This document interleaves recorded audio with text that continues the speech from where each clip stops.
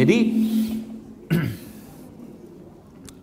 bagaimana cara kita memperbaiki itu besar? Nah ini itunya, judulnya makanan jasadnya, ya. Bagaimana cara kita memperbaiki itu? Nah, yang pertama, kaidah awal atau kaidah sederhananya, perbanyaklah mengasup atau tambahkan asupan serat dalam menu harian Anda. Serat itu bisa kita dapatkan dari mana? Paling gampang ya buah-buahan, sayur-sayuran, atau mungkin kayak rumput laut, lidah buaya, atau si kelapa ini juga serat sebenarnya. Ya. Jadi kalau Anda makan nasi misalkan makan nasi belum bisa ninggalin nasi gitu kan misalkan, maka carilah atau tambahkan lemak dalam nasi Anda. Jadi nasi itu Anda campurkan dengan VCO atau campurkan dengan minyak zaitun atau kasih kelapa aja. Atau kalau nggak biji-bijian. Ya, kelapa parut ya. Supaya dia ada lemaknya. Jadi ketika karbo ketemu dengan lemak itu buat tubuh kita itu bagus ya, tidak menyebabkan gula darah kita melonjak. Itu serat yang pertama ya. Maka yang perlu kita lakukan ya dalam mengatur makan kita sehari-hari itu adalah masukkan serat dalam menu makanan kita tiap hari. Itu yang pertama. Ini yang kedua adalah masukkan menu biji-bijian. Ya, biji-bijian macam-macam, atau mungkin biji nuts and seed gitu kan, kayak biji-bijian itu kacang-kacangan ya, kacang almond atau walnut, hazelnut, tergantung anggaran lah mana yang cocok anggarannya gitu kan, karena kalau yang kacang-kacang ini kan lumayan harganya, dan sebenarnya ada yang versi yang kita bisa dapatkan dengan mudah juga ya, seperti edamame itu lumayan tuh ya, seperti itulah, sesuaikan saja ya, biji-bijian nih, kacang-kacangan masuk dalam daftar menu. Kemudian yang ketiga, yang selanjutnya adalah ini nih, makanan atau semua yang sifatnya fermentasi, tauco, miso, probiotik, cuka, coba dirutinkan tiap hari ya. Kemudian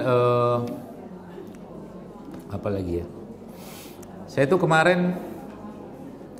kemarin pergi ke kandang domba, ya. Dombanya, jadi saya masuk ke kandang itu, di kandang itu nggak ada bau domba sama sekali.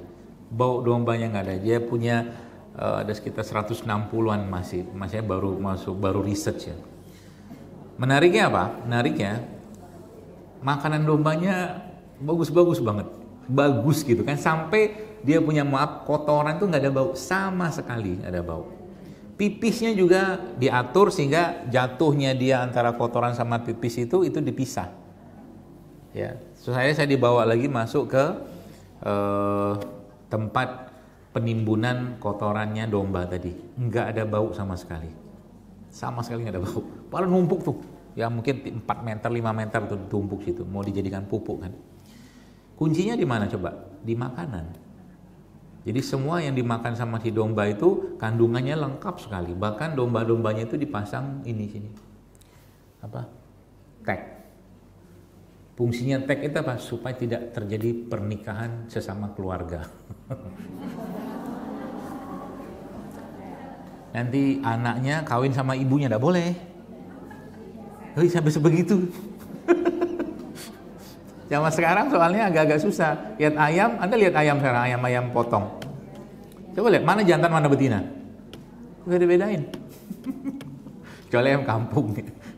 Makanya saya tanya, ini maksudnya dipasang ini apa? Tag di telinga nih, ear tag itu. Oh, ternyata biar tidak terjadi incest.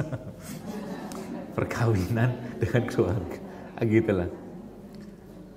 Gitu ya Bapak sekalian ya. Jadi Masya Allah ternyata jadi tidak ada bau sama sekali. Nah, yang saya mau pesan kepada kita itu sebenarnya apa? Ya, berkaitan dengan itu. Jadi kotorannya kita, fesesnya kita itu adalah hasil dari apa yang kita makan kan. Makanya kenapa kotoran itu fesesnya bayi terutama yang ASI ya. Itu kan Tidak bau kan? ASI itu kalau Anda lihat isinya apa, Masya Allah gitu kan. Nah sebenarnya fesesnya kita itu ada cerminan. Ya, kotoran yang kita itu adalah cerminan dari apa yang kita makan. Ya, coba nanti kalau mau coba-coba, ya, coba makan jengkol, ya, makan pete, coba lihat pipisnya kita kayak apa. Ya udah tau lah aromanya kayak apa kan. Karena emang asamnya luar biasa. Nah, maksud saya kayak begini nih, ya. Anda mulai konsumsi tadi ada serat, ada fermentasi, fermented food segala macam kayak tempe ini juga kan termasuk makanan sehat sebenarnya kan. Kayak begini nih.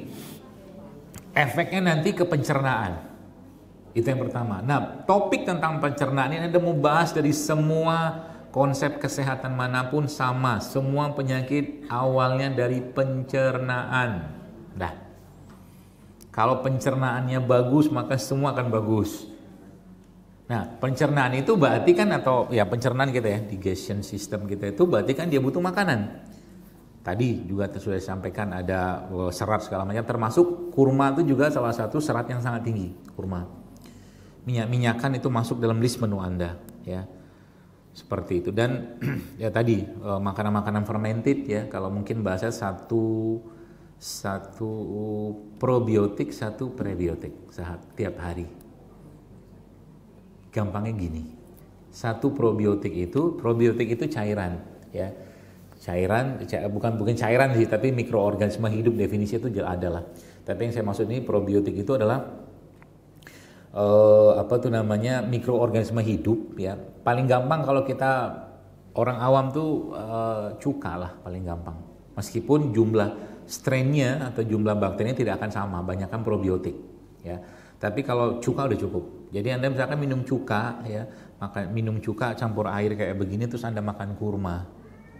Nah, itu ada fermentednya, ada seratnya, ya. Seperti itulah kurang lebih.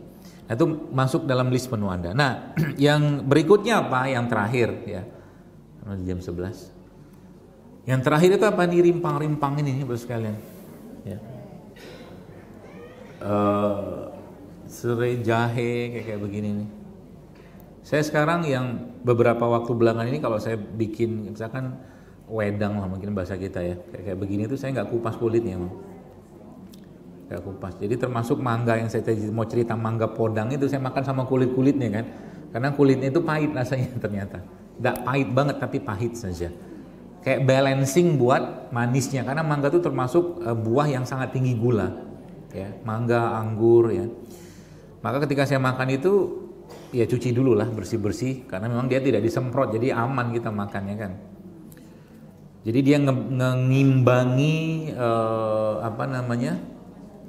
panisnya dagingnya, gitulah seperti itu.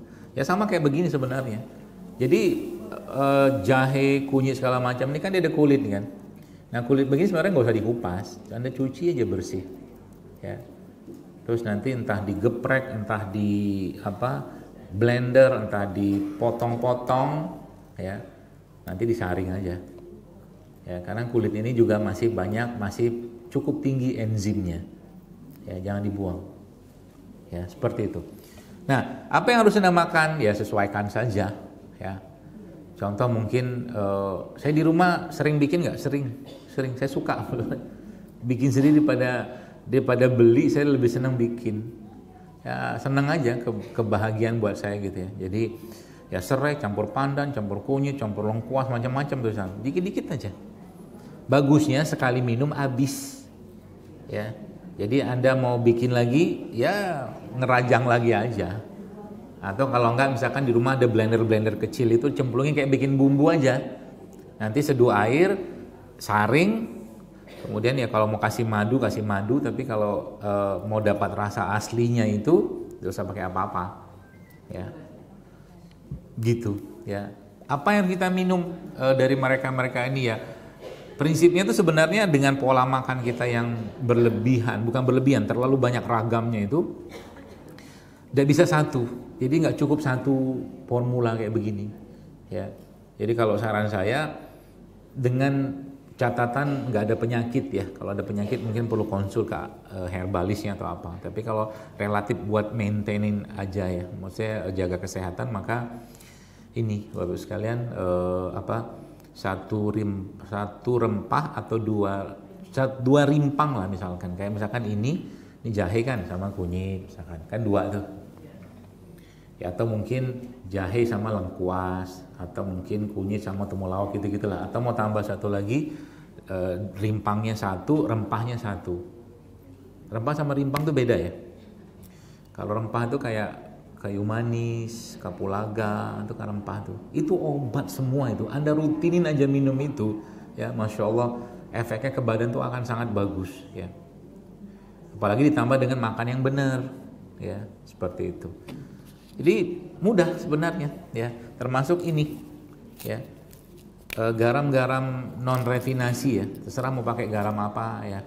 Pokoknya non refinasi. Sekarang udah banyak, yang lokal pun ada banyak. Ini jangan ditinggalin, garam tuh jangan ditinggalin. Ya. Diemut boleh, begitu makan gitu. Ya, atau tanda campur masuk sini juga boleh. Ya, pokoknya jangan tinggalin garam. Ya. Soalnya kita sudah apa? Sudah curiga sama garam. Garam pun dicurigain. Tidak bisa. Maksudnya tanpa garam tuh penyerapan kita tidak akan sempurna. Catatan pentingnya apa? Bukan garam refinasi yang putih banget, kering banget, bukan itu. Ya. Pokoknya cari aja garam sehat organik apa gitu lah. Nah, itu masukkan dalam menu makanan kita, ya.